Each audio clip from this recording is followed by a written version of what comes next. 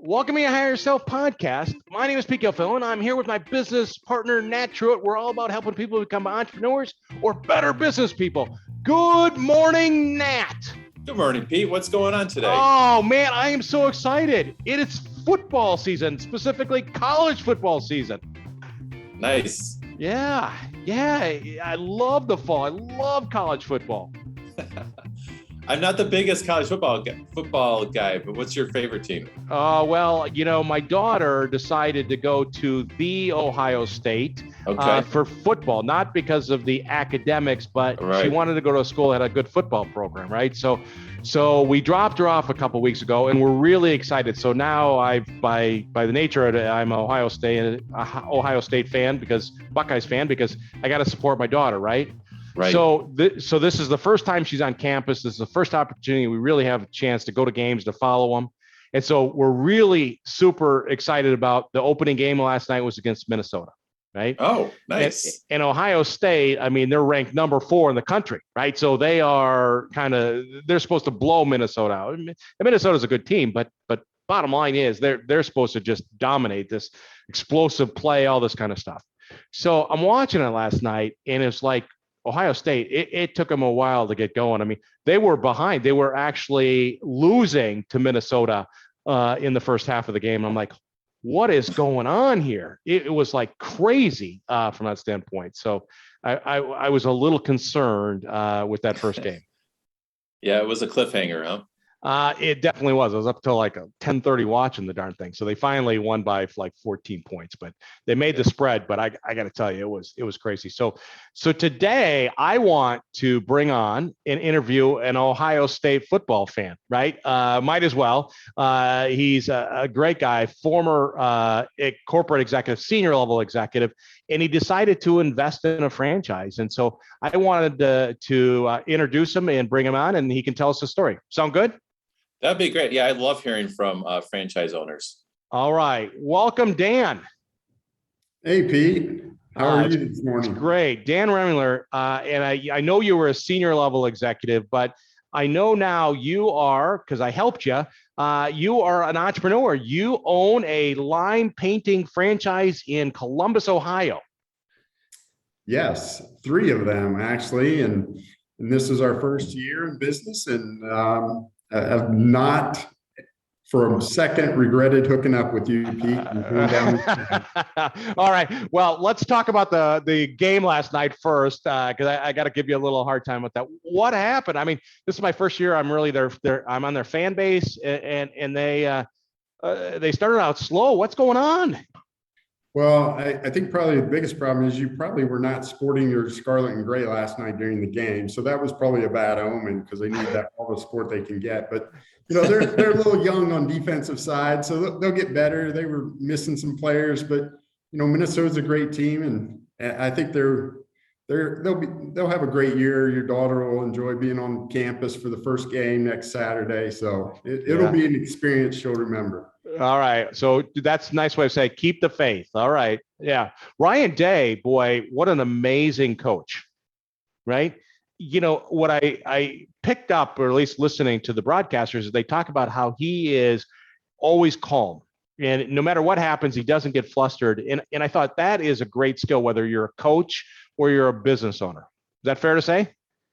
Yeah, I think, from a leadership perspective, the people around you will pick up on that nervous energy if there is, and he just has a calming influence, and he's a pretty young guy too. Yeah. And 24-2 as a coach at Ohio State, with the 2 losses being in the college playoffs the last 2 years. So yeah, that's pretty strong. But you watch him on the sidelines, and he just when they fell behind, and you're going, what is going on here? He didn't panic. He didn't change his quarterback. He just stuck with what it was, continued to be aggressive. And so, all right, so I'm back on the bandwagon.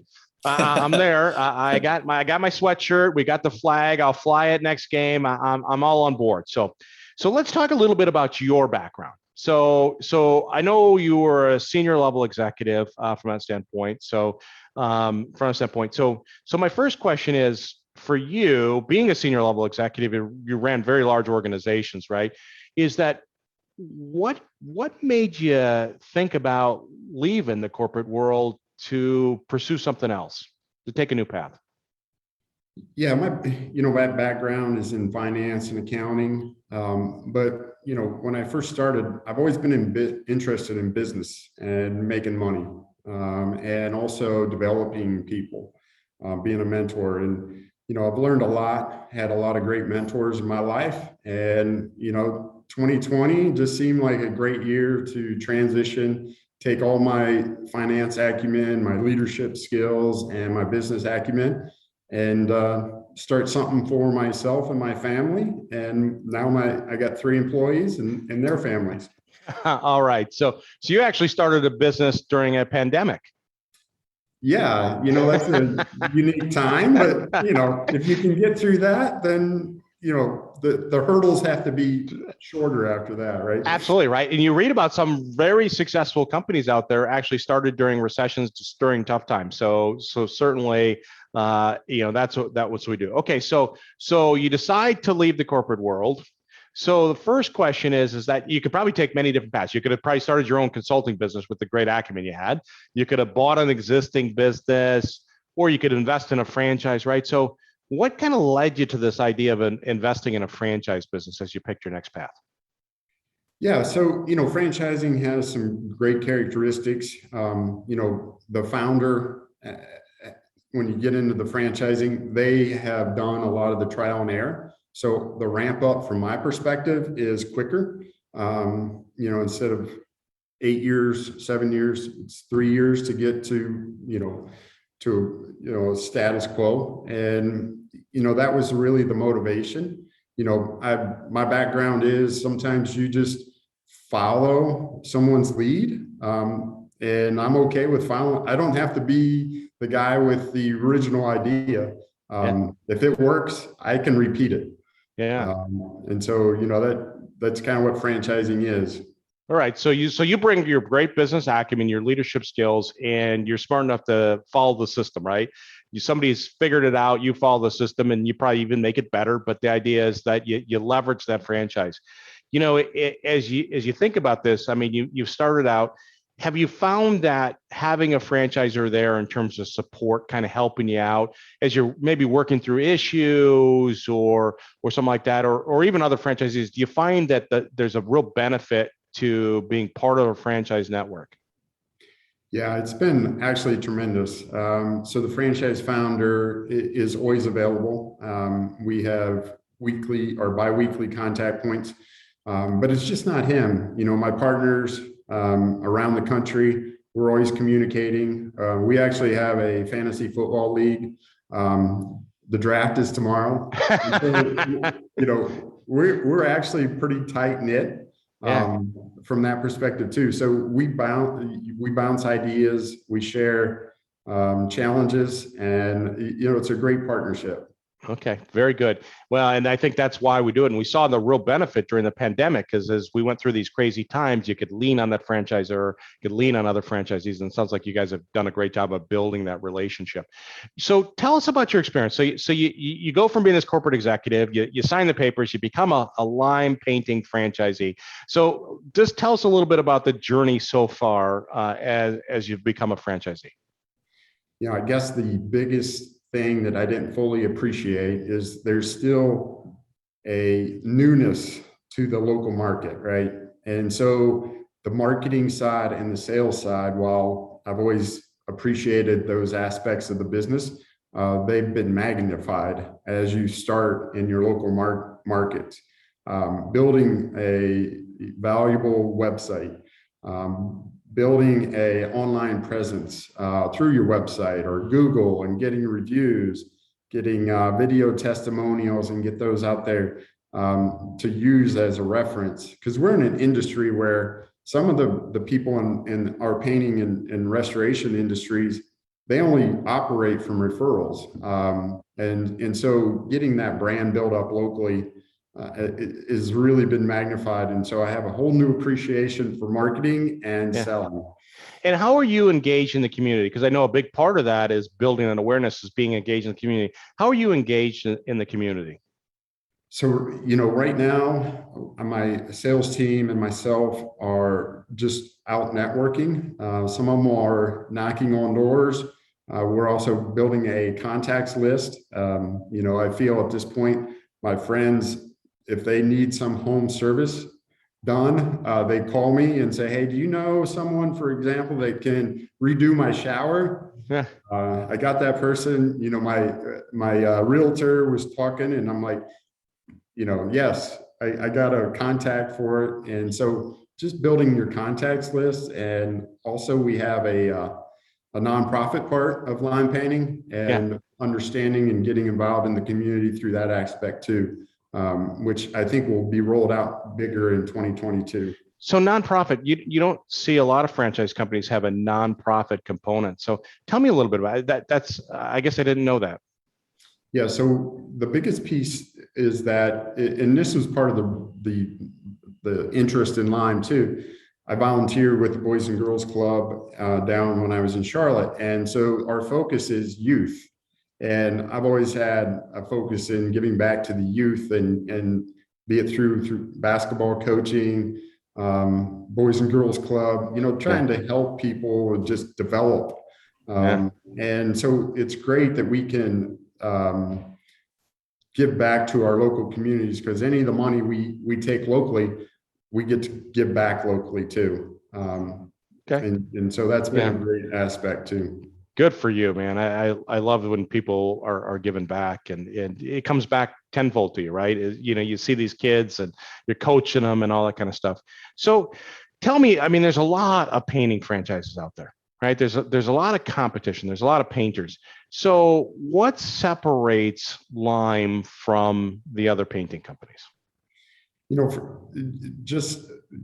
Personally, when I invested in the business model, it started with that, and how diligent and detailed Nick was in having the systems operate efficiently. The sales process, he's actually a Michigan State guy. We won't hold that against him. I don't. And he started the concept up there and built out the sales processes and the marketing, and it just got me real comfortable in that part of it. I have a background way back in the day of building homes and refurbishing homes, so I know some things about the homes, and just the efficiency that he had in place really excited me. And it's a big industry, and but the quality of service is suffering in the industry, and I feel like we can bring that quality. So you can provide a superior product and service from that standpoint. So, okay, very good. And, from your standpoint, as we talk about delivering this, getting the awareness out there and having this great product or service, if nobody knows about it, right? And I think you'd mentioned you got salespeople. So a lot of painting or painters or painting franchises, they don't start out right away with salespeople. So is that a little bit different with Lyme, where you start out with a group of salespeople, really, to kind of build that awareness, get out there? Yeah, so I have 3 salespeople on the team, and we'll come and identify a need for a homeowner, and come and knock on the door and say, hey, we can help you. Are you interested? We have a very detailed flyer that we leave with them, with personal notes just for their reference. It's worked out really well. Perfect. And you guys do beyond just painting, you do other different services, right? So you guys, in addition, can offer almost anything somebody needs besides painting. You guys can do it for them, right? Yeah. So if you need something painted, coated, restored, we're actually working with a local developer doing some restoration on new builds, on concrete restoration, working with our Sherwin partner. And so instead of tearing out the concrete and replacing it with new, we're coming in and restoring it, and it looks brand new. Oh, that is awesome. All right. Well, that's very good from a standpoint. So, I know as we talk about providing all these services, my question for you is, we all know that there's a tightness in the labor market right now. Have you had a hard time getting team members? Not up to this point, because I can show them the business model. We're looking for entry-level salespeople for the most part. And with the business model, I can show them where, one, there's a need in the community for what we bring. Two, there is going to be a significant earnings for that individual if they are, hit their average sales goal. And, with the commission structure that we have in place, there's no cap. So if you keep selling, you'll keep making more. Oh, that's and great. I think that's attractive to them. Yeah, absolutely. Right. It can be financially rewarding for them. So that's the salespeople. What about painters? Finding painting crews? How's that been for you? It's interesting. It's kind of like finding customers, right? You got to do a little networking. Yeah. Early on, it was a bit of a struggle because painters just want to paint. And so, if you got some jobs, they're interested. And as things have gotten on, when we've gotten really busy throughout the year, we have painters now reaching out to us and want to work with us. Oh, that's awesome. So that is. So building a good reputation to be working with, you can provide, for lack of better terms, work for them, and they don't have to be finding the jobs. They don't have to worry about the back end. They just focus on painting, doing a great job. You take good care of them from that standpoint. So it works out. So bottom line is, if you're willing to give people a good opportunity, take good care of them, you can find and retain good people in today's world. Yeah, I'm looking for some partners that know how to paint. We'll handle the business side. We just focus on the customer, keeping them happy and restoring their house and making it look beautiful. Okay, got it. As you've taken this path now, what advice would you give somebody that's thinking about leaving the corporate world and investing in a franchise? What advice would you give somebody? I think first, I'd recommend them to get in touch with Pete, and Pete will share his book and a bunch of other information. Thank you for the paid endorsement. I appreciate that. And then, second, I would just know that, if you want more flexibility in your life, be able to work from home and build a team that you want to work with and be a mentor to, I'd take it serious. If you understand, if you have a good finance acumen, a good business acumen, and you have the confidence and, go for it. It gives you flexibility in your life, and it gives you opportunities to interact with some people that you wouldn't normally do. You don't have to show up at the same office 5 days a week or 6 days a week or 7 days a week. You can work out of a truck if you want. Yeah. It's nice because you don't have a boss, you don't have artificial objectives, you don't have endless, senseless meetings, all that kind of stuff. Let me ask you, and that's great advice, and I hope people listen to that. My question for you is, I know it's a heck of a lot of hard work launching a business, but my question for you is, are you enjoying yourself? Yes. I have a good suntan, not as good as Nat's, but I'm enjoying it. My wife, I get to spend more time with my family. Some of that is because I work from home now. The dog enjoys having me around. It's just, sometimes I'd take the dog. If we got to go visit a job site, I'll load the dog up with me too in the truck, and she enjoys the ride. It's just a different experience and something that I thought I was looking for. And after I did it, I know that's what I was looking for. Oh, that's awesome. What is somebody looks at becoming a business owner? What traits do you think they have to be a successful business owner? I think something you mentioned Ryan Day, and just kind of being level-headed, even keel, because there's going to be, in any business, any job, quite honestly, you have some days that just go according to plan, but then you have some days that don't go according to plan. Yeah. And you just have to, stay grounded and think through what the best solution is for the challenges. But the best thing is once you've once you face that challenge and we're successful, it's a great thing. And it gets you going the next morning and ready for the new challenge. Yeah, that's awesome. What's the best piece of advice somebody's ever given you in your life? What's the best advice somebody's ever given you? It has to deal with employees and the people you work with. And, you always have to make sure you understand their point of view or their perspective. And you don't always know what struggles they're going through personally. Yeah.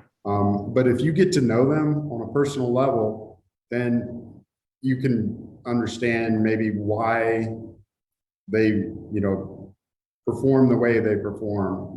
People have personal challenges that they face, right? And just having a personal connection with your coworkers or your employees gives you an opportunity to keep that perspective, and that way you can relate to them. And so you can help them grow and develop.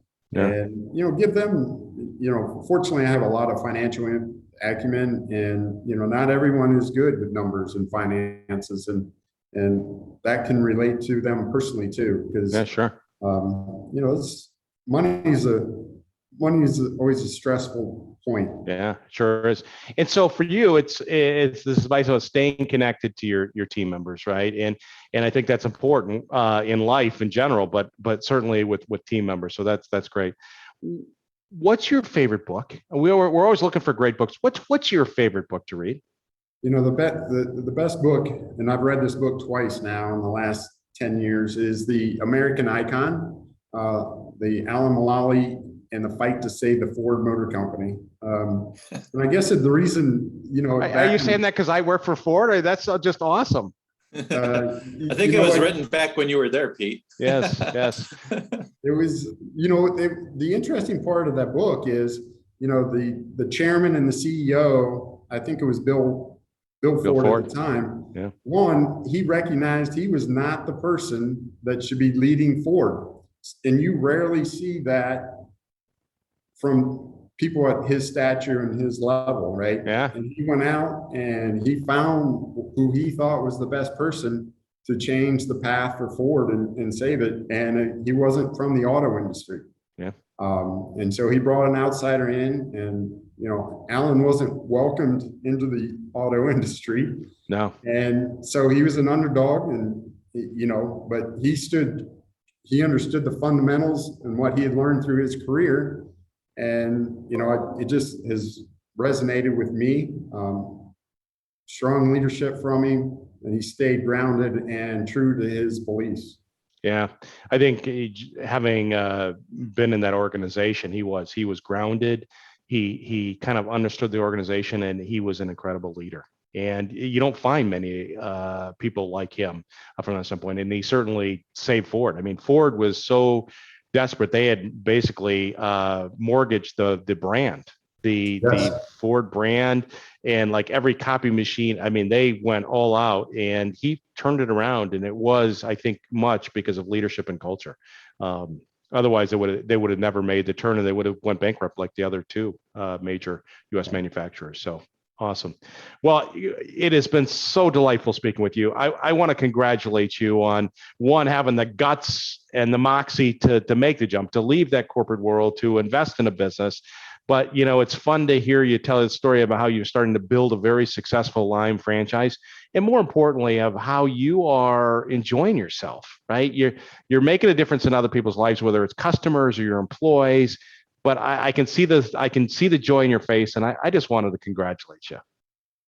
Well, I appreciate it, Pete. And I'm not sure I'd be here if it wasn't for your guidance and your help. So I appreciate that. Well, I look to, I'm back in the bandwagon with Ohio State. So I'm going to be there in the beginning of October for a game. So we'll have to get together and cheer on the Buckeyes, maybe have a cold one or something like that, and watch some good football. Yes. Big game coming up in about a week and a half. Yeah. Your daughter, everyone, I've talked to a number of people that come in for games, first experience, and it's experience, and you don't even have to go to the game. Yeah. I can believe it, right? So Oregon, I think it is. So excellent. All right. Hey, thank you again for your time today. Really appreciate you sharing your story. Yes, Thanks, you Dan. guys for having All me. right. Take care. Bye. Thanks for listening to the Hire Yourself podcast. For more resources, check out our website at hireyourself.com. And remember to subscribe to this podcast to receive each episode. Please leave us a rating, and we'd love to hear your feedback or suggestions for topics.